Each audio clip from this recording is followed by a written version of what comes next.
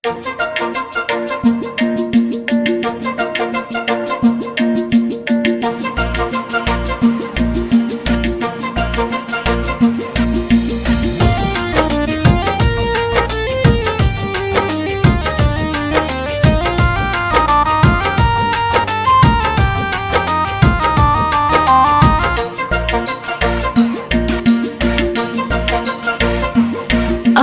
नजरों के तीर चला के मुंडिया, हम लड़कियों को यूं ना पटाया करो, हम लड़कियों को यूं ना पटाया करो।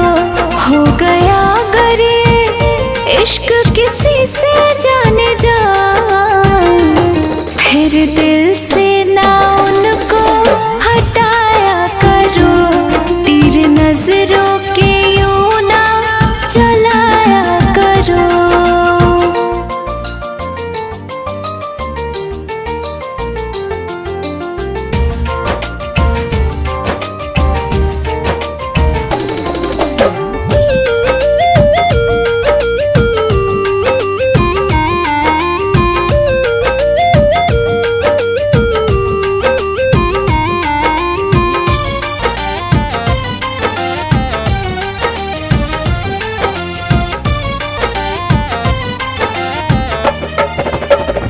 प्यार तुम करते हो, परवान चढ़ते हम, खुद को तेरी खातिर बदनाम करते हम।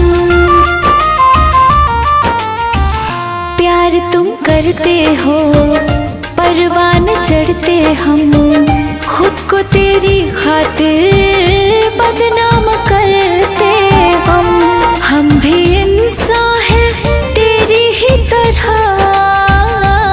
दर्द दे के ना यूं मुस्कुराया करो, तीर नजरों के यूं ना चलाया करो, हम लड़कियों को यूं ना पटाया करो।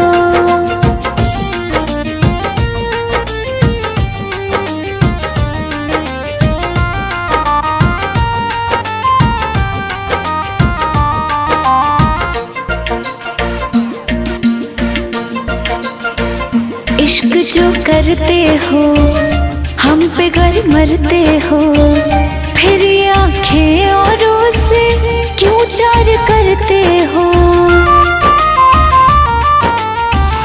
इश्क जो करते हो, हम पे गर मरते हो, फिर ये आंखें औरों से क्यों चार करते हो।